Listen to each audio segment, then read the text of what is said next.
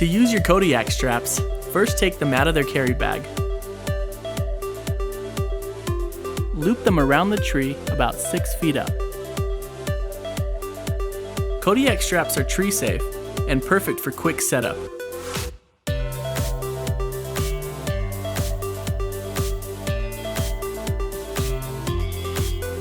Remember to tug to make sure it's tight.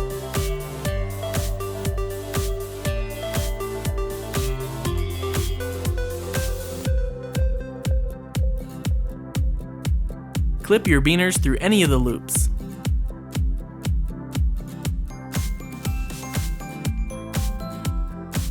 Make sure both are equal height or you might be off balance. If that happens, just readjust.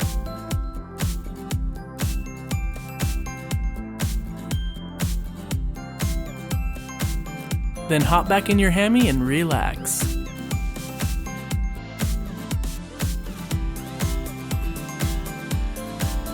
When it's time to take them down, simply unclip the beaners. Fold and stuff your hammy and pull the drawstring tight.